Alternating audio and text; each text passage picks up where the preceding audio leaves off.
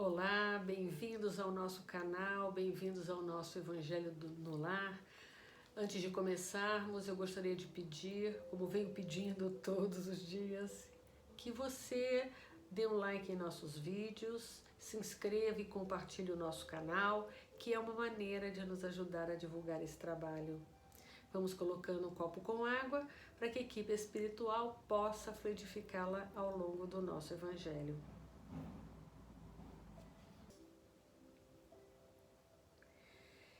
E a lição que foi escolhida aleatoriamente para a nossa leitura e aprendizado de hoje foi o capítulo 2, Meu Reino Não É Deste Mundo, item 2, A Vida Futura.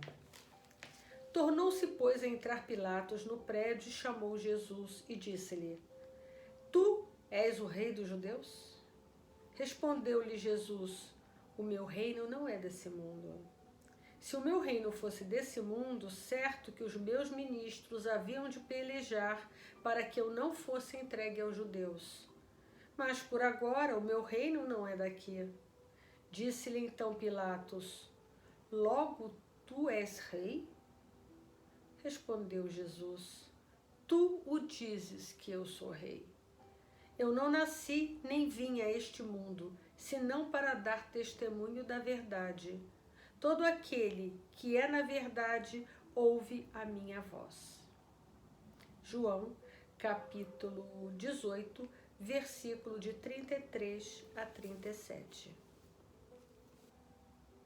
Por essas palavras, Jesus se refere claramente à vida futura que ele apresenta em todas as circunstâncias como o fim a que se destina a humanidade sobre a terra.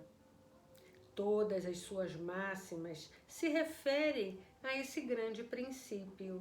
Sem a vida futura, com efeito, a maior parte dos seus preceitos de moral não teriam nenhuma razão de ser. E é por isso que os que não creem na vida futura, pensando que ele apenas falava da vida presente, não os compreendem ou os acham pueris, quer dizer, não compreendem os ensinamentos de Jesus. Esse dogma pode ser considerado, portanto, como o ponto central do ensinamento do Cristo.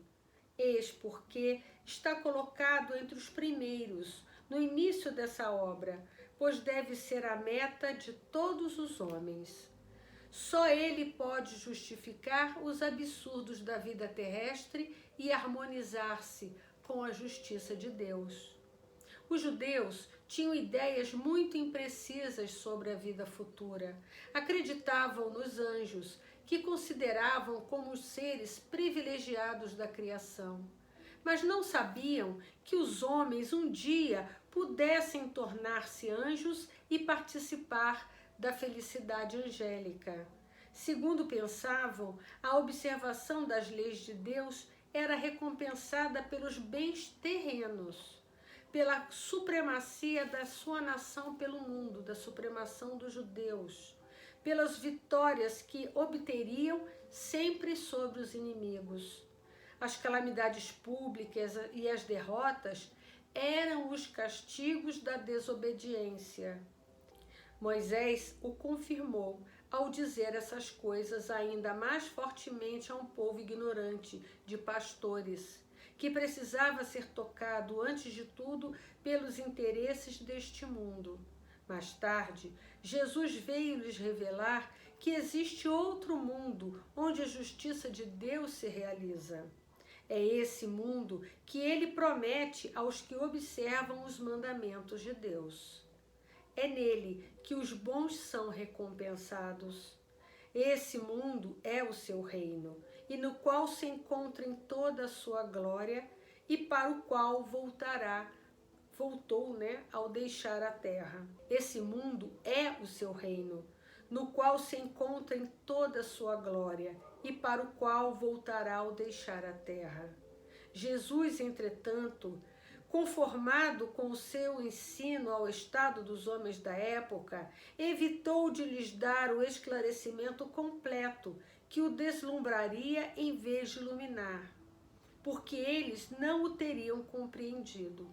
Então vamos combinar que hoje muita gente ainda não está madura suficientemente para entender que existe esse mundo espiritual. Tem muita gente que não acredita realmente. Então, se hoje, no século XXI, com tantas evidências da vida pós-morte, ainda existem tantas pessoas que não acreditam, imaginem então isso na época de Jesus, né? Então, ele deixou de falar toda a verdade porque sabia que não ia ser compreendido. Ele se limitou a colocar, de certo modo, a vida futura como um princípio, uma lei da natureza, a qual ninguém pode escapar. Todo cristão, portanto, crê forçosamente na vida futura, mas a ideia que muitos fazem dela é vaga, incompleta e por isso mesmo falsa em muitos pontos. Para grande número é apenas uma crença, sem nenhuma certeza decisiva, e daí as dúvidas e até mesmo a falta de fé. O Espiritismo veio completar nesse ponto, como em muitos outros, o ensinamento do Cristo, quando os homens se mostraram maduros para compreender a verdade. Com o Espiritismo, a vida futura não é mais simples artigo de fé ou simples hipótese. É uma realidade material provada pelos fatos, porque são as testemunhas oculares a que vem descrever em todas as suas faces e peripécias, de tal maneira que não somente a dúvida já não é mais possível, como a inteligência mais vulgar pode fazer uma ideia dos seus mais variados aspectos, da mesma forma que imaginaria um país no qual se lê uma descrição detalhada. Ora, essa descrição da vida futura é de tal maneira circunstanciada, são tão racionais as condições da existência feliz ou infeliz dos que nela se encontram, que acabamos por concordar que não podia ser de uma outra maneira e que ela bem representa a verdadeira justiça de Deus. Vamos agradecendo imensamente às equipes espirituais que nos ajudam a compreender melhor o Evangelho. Vamos pedindo que eles fluidifiquem a água de nosso copo conforme as nossas necessidades. Eu agradeço imensamente você ter me acompanhado até agora.